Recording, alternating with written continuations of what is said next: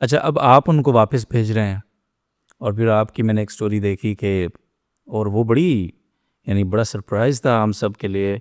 Israel के हवाले से जो आपका एक दावा है कि वहाँ अफ़गानियों को बाकायदा तौर पे बसाया जा रहा है। यानी इसराइल तो वो सोसाइटी है ना कि जहाँ वो अपने अलावा किसी को बर्दाश्त नहीं बहुत करते। Secretive society. यस।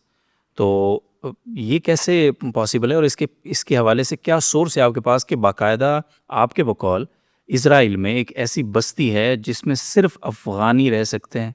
ये इसकी सोर्स भी बताइएगा और इसकी थोड़ी डिटेल भी जी, शेयर मैं कीजिए। आपको बता दूँ, इसकी ओपन सोर्स है ये। अच्छा, गूगल के ऊपर आप सर्च करेंगे तो रानाना के नाम से एक शहर है इसराइल के अंदर। ओके। और इस रानाना की जो इसराइल बहुत सीक्रेटिव सोसाइटी है, हुँ, क्योंकि ये अपना इतना ज़्यादा सीक्रेटिव हैं, ये अपनी कोई चीज़ बाहर किसी के साथ शेयर नहीं जी। करते।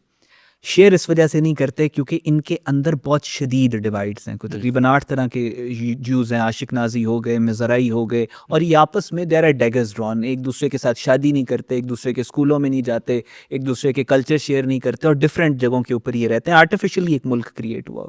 सो ये नहीं चाहते कि ये सारे जो डिवाइड्स इस वक्त बहुत बड़े हुए हैं, पहले भी डिवाइड थे, आर्टिफिशियली लोगों को लेके आया जा रहा था।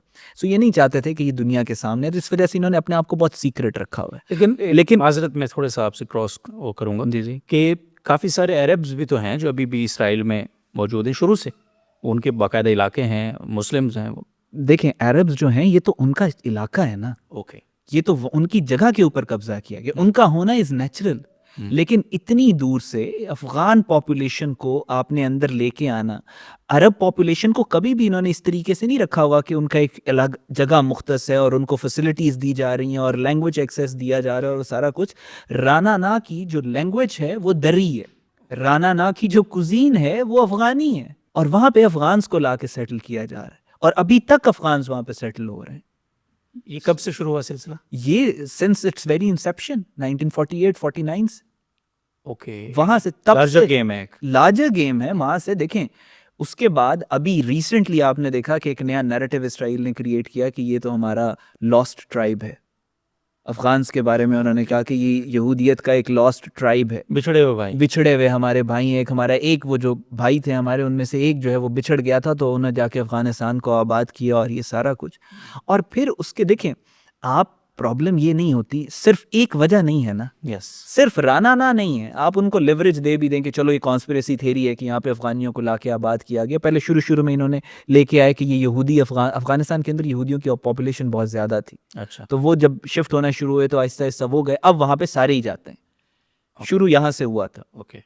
तो आप इनको लिवरेज दे भी दें, लेकिन जब आपको ग्राउंड के ऊपर ये इसराइल का एजेंडा, इसराइल का नैरेटिव, इसराइल की जो फाइनेंशियल सपोर्ट लेके उनके बिहाफ के ऊपर काम करते हुए नजर आएंगे, हाँ। तो फिर तो आप सवाल करेंगे ना, फिर तो आप सारे डॉट्स को कनेक्ट करेंगे। और ये सब कुछ अभी जो रिसेंटली शुरू हुआ, जिसने मेरी मेरी सोच को इस तरफ किया, that was the operation rising line, जो ईरान के ऊपर इसराइल ने अटैक किया।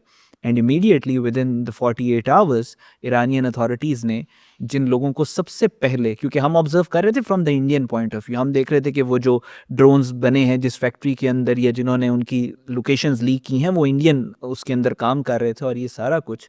और नज़र आ रहा था कि शायद इंडियन एंगल से अफगान्स थोड़े बहुत वहाँ पे इन्वॉल्व हों, लेकिन ईरान ने सबसे पहले जिन लोगों को निकाला और सजाएं दी, दोज वर अफगान्स। और अनडिनाइबल एविडेंस सामने आया कि वो जो एयरपोर्ट्स के ऊपर अफगान्स मौजूद थे, जो रेफ्यूजी के चक्कर में आए, और ईरानियंस ने उनको अपने अंदर जगह भी दी और फिर उनको उन पोजीशंस पे भी एयरपोर्ट पे रखा, वो अफगान्स जो थे, वो जो स्टैम्प्स और वो सारा कुछ कर रहे थे, इमिग्रेशन की डिटेल्स वगैरह लीक कर रहे थे, वो सारे इसराइल को लीक कर रहे थे। यानी उनकी वो स्पाई थे इसराइल। वो इसराइल के स्पाई थे। और फिर ईरान ने अनाउंस किया कि हम तकरीबन 25 लाख के करीब जो अफगान्स हैं उनको ओह! निकालेंगे। ये उसके बाद हुआ है। उसके बाद हुआ।